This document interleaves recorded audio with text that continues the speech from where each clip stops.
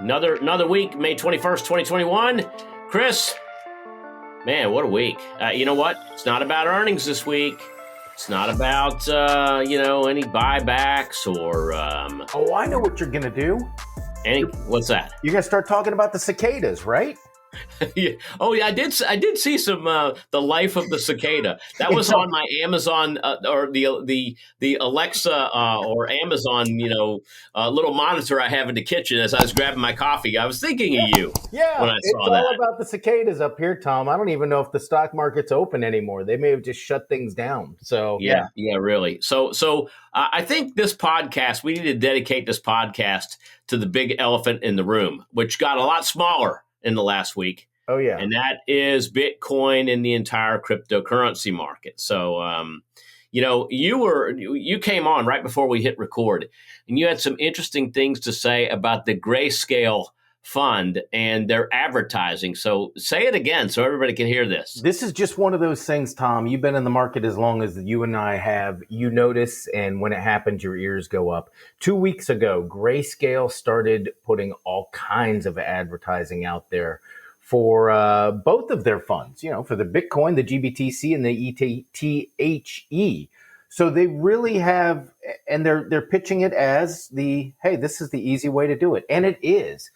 Yeah. But all the time, whenever I see this, whether it's an IPO for a company that is really an icon for a sector or whatever, whenever you see that, there's always that moment where you sit there and go, oh boy, is this the end? And it looks like that sentiment read called the top as sentiment, simple investor sentiment, and watching what's going on in the market instead of watching the price, watching what's happening. I think Grayscale nailed the top here, and it's going to be interesting to see how the bottom gets formed. Well, you know what? I wouldn't call it the end, but I'd definitely call it a great pause. That's for sure. Yeah. And so if you look at, take a look at Grayscale, you go back a couple weeks, look at Elon Musk. Then you got to wrap in some China, and you got to wrap in some Janet Yellen, and just, there's just a lot of forces that are taking this thing back. But I want to mention something real quick to everybody. There was a time not too long ago when Bitcoin hit $20,000 a share, right? That was December 2017. If you go back and you look and see what happened after that, it took an better than 80% drop before it came back. Yep. Possibly could happen again. All right. So if you're an investor, if you're like me and you sat through the 2017 and you went into 2018, 2019, even 2020, we were below $5,000 a coin for a good bit of time, and which I started adding to my position in June of last year on the way up. Now I've seen this top, and I'm going to tell you, Chris, I can't recall a time where one of my accounts lost so much money so fast. But I knew this going in. Right. I say to myself, I say to my wife, my family, I go, you know what? If this thing went to zero, would it change our lives? And that's the question that every investor should ask on any investment that they make. If that investment goes to zero, will it change your life? And that's the risk. And then the reward would be with Bitcoin would be 10x because, think about this. We went from 5,000, 6,000 this time last year to over 60,000. So there was a 10x move that went up. There was. Now, where are we now? We've dropped 50%. We're now at a 50% drop off those all-time highs, taking zero as our baseline, and 63.5, I think, depending on what exchange it was traded through. And now we're trading back in the 30s as we end the week. It was at 40 in this Friday morning, dropped down into the mid-30s. This thing's all over the place. And again, if you follow the timeline, we went from Monday. We were trading very close to 50. By the time we hit Wednesday, we were at 30. Bitcoin hit 30,000, popped. We went back up to around 42 on yesterday, and here we are today, and it's rolling back around again. You know what this kind of makes me feel is one of the trading philosophies that It's a tough one to follow. It's called the Elliott wave theory. Mm-hmm. And the Elliott wave theory always has, it always makes, I call it a two drop, where we roll into an Elliott wave 3 down move, and that's a very fast, violent down move, which is what we had on Wednesday. Then we got a recovery that happened, and we could see lower lows based on this. We could see a lower low that could take us maybe into the high 20s, and then perhaps create that head and shoulders bottom effect. Right. But this still takes a lot of time to play out.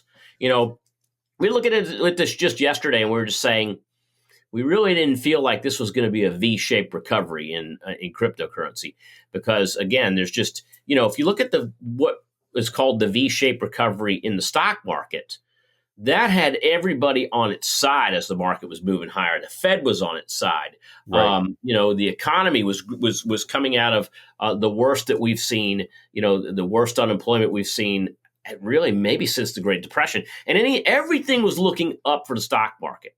The government was going to do whatever it could to flush money to flush liquidity into the markets, to flush stimulus into the hands of consumers. Yep. And they push this market higher.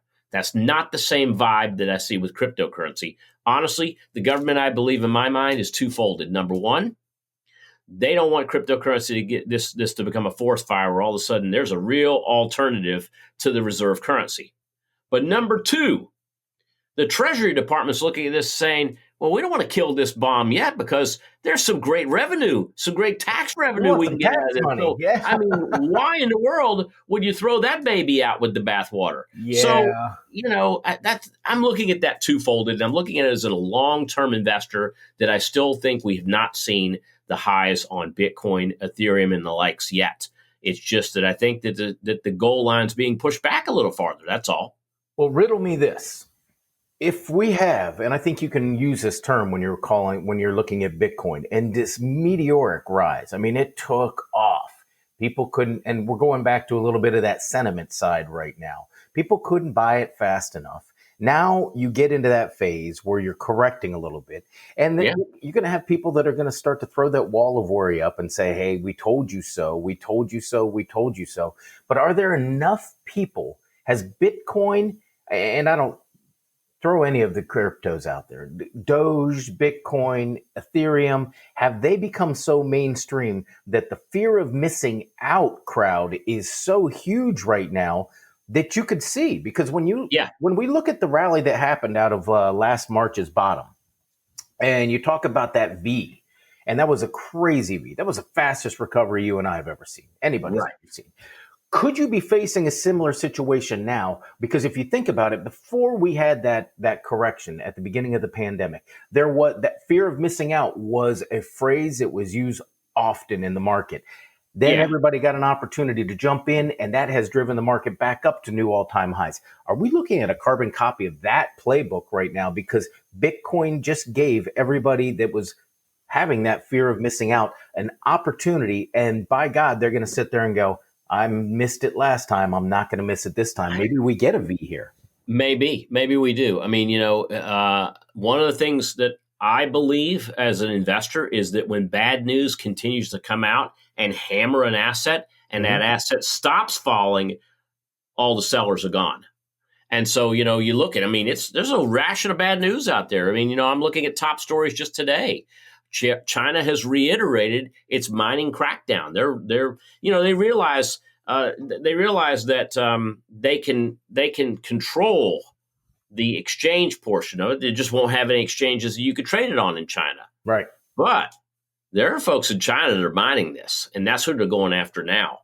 I would think that logically, if China's going to go after the miners and shut them down, that doesn't make Bitcoin any more or less expensive. There are other places around the world that are going to mine this, and it's not like they're just, if you stop mining production in anything else, the price of that commodity goes higher. If you stop mining production on Bitcoin, it just allows other miners in other parts of the world to gobble up the little bit that's left. Right. So that's the first thing I see. Hold on a second. Side note on that real quickly, because you just gave me a perfect setup. Riot Blockchain trading higher this week. Yeah. So it finally disconnected from this fall. Is that because of what you just laid out for You everybody? know what? That could be. That could be the one of the cases. I mean, Riot rose faster than Bitcoin on the way up. Riot's gotten crushed compared to Bitcoin on the way down. So this could be a combination relief rally, and somebody may have woke up and realized, wait a second, this company has fallen too far, too fast. And if China does hit the crackdown, they might be the benefactor of that. Right. So there's that, you've got. Elon Musk is still throwing up some stuff out there too. He's not making any fans out of the cryptocurrency world. Any fans he may have had, a lot of them disappeared in the last couple of weeks. When does the SEC start taking notice of him a little more again?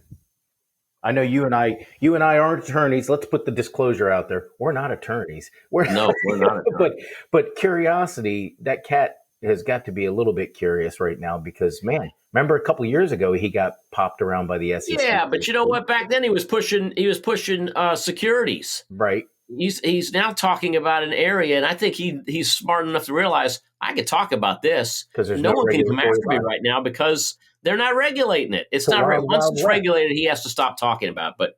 But I think that he's found something that he can tweet about that is not going to cause him repercussions, at least from the SEC. When I look at some of the news here, retail traders are they're in panic sale mode right now, especially the folks that bought. Here's the other thing, and I don't tweet, okay, but on my YouTube channel, I'll throw some stuff to the community. And the one thing that wasn't being talked about this week was the amount of leverage that some of these exchanges were offering prior to this crash. Some as high as 200 times to 1. I mean, you lose 0.5% in your portfolio if you to let our listeners and our viewers give them some perspective on this. If you have 100 to 1 leverage, that means that if you throw everything you got at 101 to leverage on one coin, and that coin drops by 1%, you lose 100%. It's just that simple. And so what ended up happening was, I think this drop, the initial drop that happened on Wednesday, it happened Tuesday and Wednesday, a lot of that drop occurred because there were exchanges that were seeing margin calls, that they were seeing zeros across the screen, and they had to get these clients out of these things because it was then going to become their risk if these clients went negative. And I believe a lot of them did. And we don't know who these people are, but there's a lot of people went negative, and there might even be some exchanges out there, and Binance is one of them that allowed this. Binance, maybe not Binance US, but Binance World allowed leverage trading. And, even 2 to 1, for instance, buying Ethereum at $4,500 a coin, at $2,250, you are OUT. You're done. You're gone.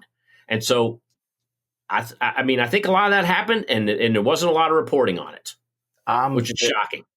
I'm just, what quote comes to mind, and you can see me smiling a little bit here, Tom. One of the best quotes that comes to the margin call, Dukes, at the end of trading places. Yeah. Turn those machines back on. Turn those machines. That's what you can see all of these people doing, as they're saying, hey, we cashed you out, guys. And I think you're right. That obviously, whenever we see those situations where you get those margin calls coming in, whether they are hedge funds that, supposedly know what they're doing, and they've got hundreds and hundreds of millions of dollars of stocks that gets pulled away from them and sold to clear those margins, or it's the retail investor that, let's face it, in some case doesn't understand exactly what you just gave them, which is a quick rundown of how margin works. Everybody loves the way margin works for them.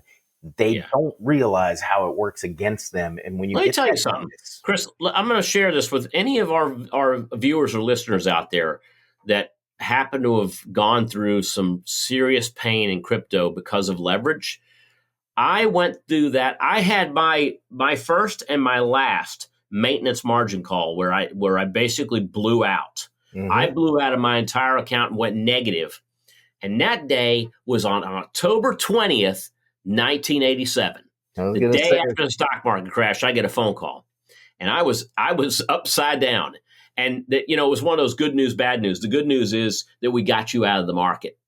And I said, okay, what's the bad news? Well, the bad news is now you owe us money, Mr. Gentile. And so for the next year, I had to work and pay every dollar that I made, addition to what I needed to survive. Every additional dollar went back to pay that brokerage firm. yeah, That was a rough lesson, but you know what? I learned it in, I was 22 years old, 23 years old when I learned that lesson, 22. good time to So learn. I learned it at an early age. Yeah. When Gen Xers were the ones being accosted by the elders. Now it's us doing all the We're doing the all the ones. criticizing. But It's a yeah, good I was lesson just a to learn. young I'm Gen glad you Xer went back through in it. the day. Throwing caution to the wind, throwing all my money down on something on Black Monday, and then Right. Tuesday became my day of reckoning. I've been there. I'm letting you guys that are out there know. I've been there. I did that, and a person that does that once, that's a lesson. If you do that twice, you do that more than once. There's possibly a pain addiction you need to Yep. look into. So, but you know what? So we've talked about the problem so much. We've spent enough time on that. So let's talk about where things may go from here.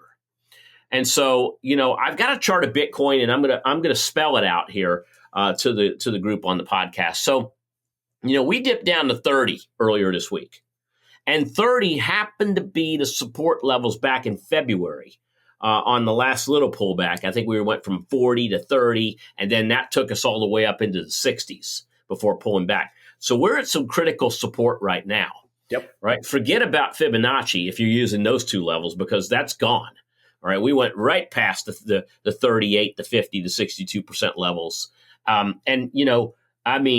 Earlier this week on Monday, I was looking at that 40,000 area, the low 40s as the stop. Well, we blew right through those. So, that just shows you, I can tell you this, when a market gets this volatile, you almost have to throw out short-term technicals. They don't work.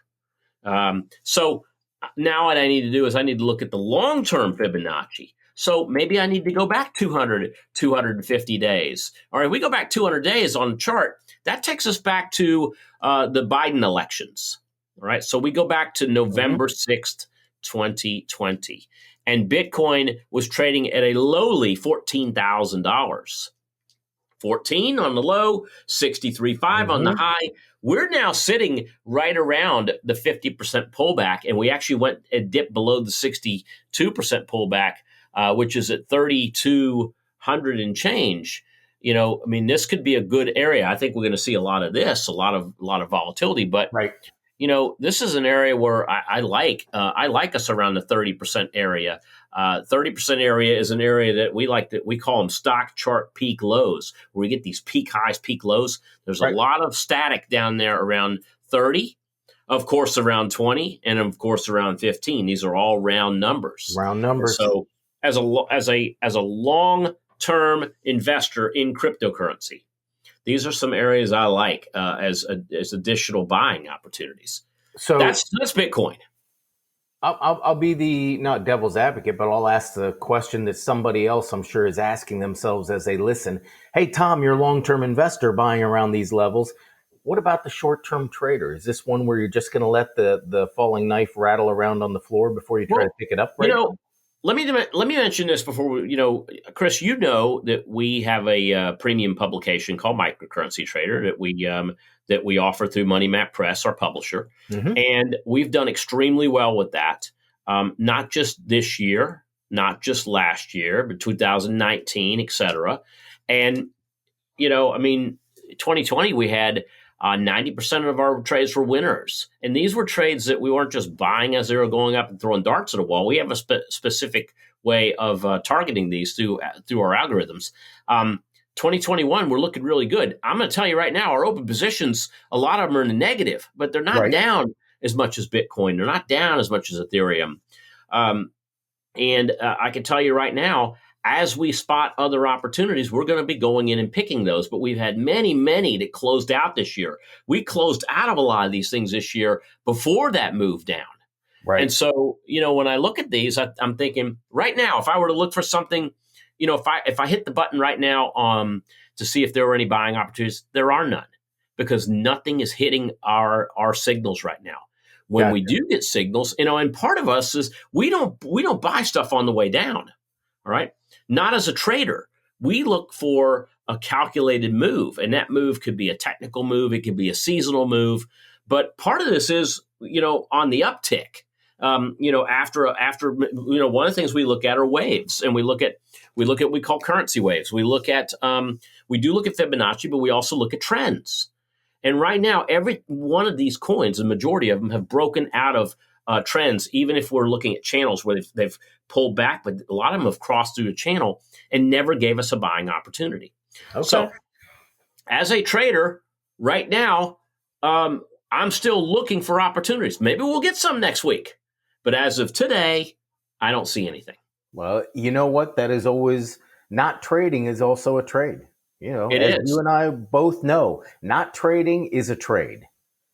Now, Ethereum, Yep. Ethereum had a much, much greater move to the upside just in the month of April. If you look at it, really, just in the last 30 days, this thing went from a low of, I want to call it around 2,000 to 4,178, and back to the mid twos. Right. It may be getting ready for a buying opportunity, but if I were looking at this as an investor, $2,000 is a round number that there's a Fibonacci level down there. There's also some stock chart peaks down there too. Yep. But as a trader, I don't see anything yet. We're still waiting for these things to pop up. Now, how about Doge? Since we're talking about Doge, all right. And I've said it before. I'll say it again. I'm not a fan of Doge, but there's a lot of Doge traders out there right now that are, Doge is at the 35-cent level. This is one of my Fibonacci buys that I was talking about earlier this week. When I look at Doge, I think the big thing that traders are looking for is there's this idea that Coinbase is going to pick them up. Right. And that might be true. That Coinbase might pick up Doge in a couple weeks. I think as Coinbase picks up more of these smaller altcoins, Coinbase becomes the real winner here, right? And I hold Coinbase. People know that. I've been limping into it as it went from the IPO, and I'm in it around those low threes, those low 300s. Now I've added to that in the mid to high 200s, and so when I look at Coinbase, and I'm bringing up on my other screen right now as I'm talking to you. The reason I think Coinbase is going to be the proverbial winner here is because they make money. They make money even when coins go down, because there's people selling on the way out. They're catching fees for that. Yep. And so I see Coinbase in the 225 area right now. And I'm down on it. I'm definitely down on that trade that I'm at. But I do see this one as a longer term buying opportunity, regardless of whether Bitcoin, Ethereum, and all those coins make the move higher sooner or make the move higher later. If they waffle around and have this big volatility, Coinbase is the real winner here. I think you got to agree, and everybody's had that perspective, Tom. And by the way, when you started mentioning Coinbase, I couldn't help but slip right into that same thought about grayscale. Coinbase kind of started all the trouble. If you look at it from a sentiment perspective, Bitcoin started getting a little wobbly when Coinbase did their direct listing. But they did. They really are, I think, over the long term. And this is where you look at it from a long-term investor perspective at 226. And I bought some at 300, and I've sidled in a little bit here and there. Just because I look at this as this is almost like buying the Goldman Sachs in terms of the wallets at some point, I think. They really are making a market here and turning this into a business that I think is going to attract to put it simply, it makes a crypto tent much larger, right? Yeah. Yeah. And I don't think there are many companies in history that have done that for whatever their industry is and not have done well over the long run. Right. By Yeah. the way, that ding you heard in the background, that was me dinging the bell and buying some more Coinbase. All right. So I let you know exactly how, I just added a little bit more, in the form of options. I added a little bit more to the portfolio. We'll see what happens with that. Again, longer term. I'm thinking longer term, folks. That's what I'm doing here when it comes to crypto. So, I gave you my ideas of where I believe this is going to be going. As an investor, you're getting some major opportunities here if you believe that crypto is the future. You got major opportunities in Bitcoin, major opportunities in Ethereum. As far as altcoins, I consider altcoins to be more tradable and less investable. And so, something that's why I don't really talk about a lot about altcoins here on the podcast, because you never know. No, I might get if I get a buy signal, I might get a sell signal a week or two later. And so in and out. And so, that's it's just a more of a, because of it's a tradable vehicle. I won't talk about them here on this particular program, but I will say overall on the investing, on the long-term investing, things just got a lot better for folks who missed the boat on Bitcoin and didn't get sucked in when it was at the $50,000, $55,000, $60,000 levels. Yeah, and absolutely. So I mean, you're getting some rollback prices as Walmart likes to call it. I love the reference to Walmart there. That's a good one. Hey, any final thoughts, Chris, as we end out this week? Well, obviously, you got to put your finger on the fact that we got May expiration. So we're getting May expiration behind us, working our way into June. I'm looking at it from a seasonality perspective still. May, I think we're going to have a little hangover into middle June. I started looking at my seasonality charts. About that second week in June is where we start to see things rolling again. A little bit of buyers coming into the market, because we've still got a buyer strike going on in this market. Nobody wants to step in and really start buying. We do. But second week in June is where I'm eyeing, and that goes along with right before we start getting a little bubbly about earnings season kicking off in the second week of July. So we're in a period where you're going to have a lot of stocks, a lot of alternative energy stocks starting to find their bottoms here. And I think that's the area of the market where people are going to start looking again for second half bargains. But this right now is one of those markets I think you have to be a little cool with your moves here. And remember that not trading is a trade. Yep. I'm with you on that one. Yeah. And when I look at the 10-year, my 10-year seasonalities, they show more green across the month of June. But when you go out 20 years, you go out a little bit farther. Mm-hmm. The back half of June definitely looks to be the area where, if you're a seasonality trader, that's when you start loading up heading into summer. Yep. So I'm with you. Chris, always a pleasure. Thank you, sir. Have a great weekend, Tom. You too. We'll see all of you again, same time, same channel next week. Till then, take care. Bye now.